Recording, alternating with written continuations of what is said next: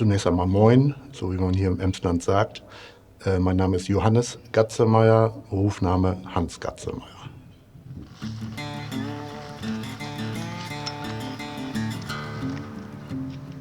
Als sportlichen Ausgleich, und das möchte ich auch nochmal betonen, es ist ein Sport, spiele ich Golf.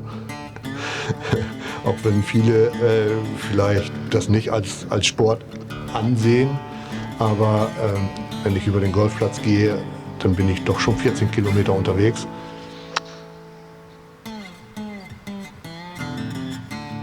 Meine Position aktuell bei ELA ist Geschäftsführung der ELA Container Offshore GmbH, eine Schwestergesellschaft zu ELA Container GmbH. Ich bin seit 1992 bei ELA, artfremd angefangen. Ich hatte eigentlich was anderes gelernt, bin aber durch mein Praktikum, was ich derzeit gemacht habe, bei einem Softwareunternehmen in Haaren aufmerksam geworden, beziehungsweise auch die Albers-Familie ist aufmerksam auf mich geworden und haben mich gefragt, ob ich mir vorstellen könnte, bei ELA Container Konstruktionszeichnungen zu erstellen.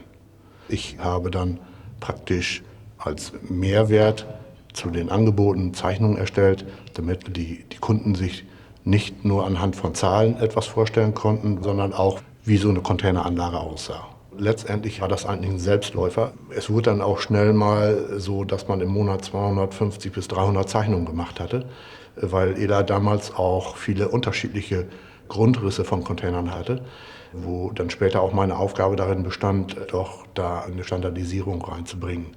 Und so wuchs dann diese Abteilung rasant. Und ich bin dann eigentlich aus diesem Bereich ausgestiegen. Ich war dann auserkoren worden, das Qualitätsmanagement bei ELA zu übernehmen. Und es galt einfach, ich sag mal, das zu digitalisieren. Dieses System wurde dann auch von der DEKA hervorgehoben und gesagt, das wäre also auch schon einmalig, was damals schon ein Meilenstein war.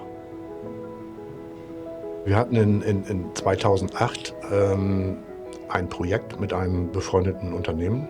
Die hatten einen Auftrag für den Golf von Mexiko. Allerdings hatten die zu wenig Unterkünfte an Bord. Und so ist das in einer Laune gekommen, Mensch, könnt ihr denn nicht mit euren Containern auch mehr Unterkünfte schaffen auf unserem Schiff? Da haben wir gesagt, okay, das können wir, aber wir wussten noch nicht wie. Innerhalb der Bauzeit des Schiffes konnten wir hier dafür sorgen, dass wir parallel Containeranlagen bauten für bis zu 200 Leuten Besatzung.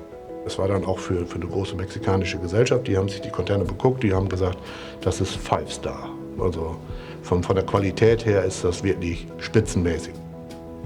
Mittlerweile ist auch das einer der großen Meilensteine von ELA, was wir geschafft haben.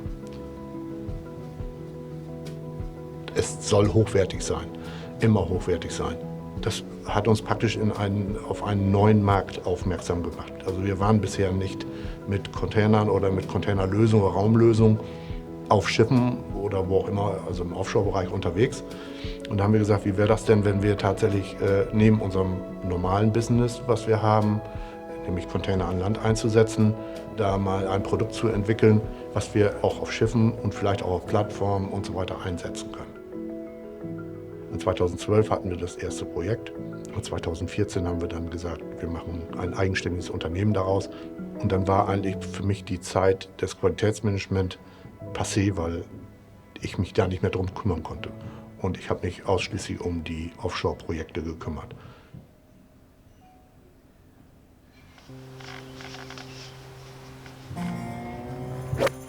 In der Offshore-Branche wird viel Golf gespielt. Wenn man doch tatsächlich auf dem Golfplatz ist mit einem Entscheider, der am Ende doch ein Projekt anstoßen möchte, man ist mit dem einfach 4 bis 5 Stunden alleine unterwegs. Und der kann nicht weglaufen.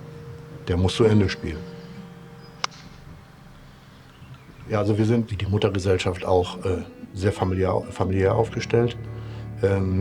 Das war auch für mich ein wesentlicher Aspekt, in dem Unternehmen zu arbeiten, weil familiär bedeutet immer, man ist keine Nummer. Wir haben regelmäßige Besprechungen jeden Morgen, wo wir uns bei einer Tasse Kaffee immer dort treffen wo wir natürlich Probleme besprechen oder auch, ja, ich sag mal, Produkte und auch Projekte besprechen, allerdings auch Privates besprechen.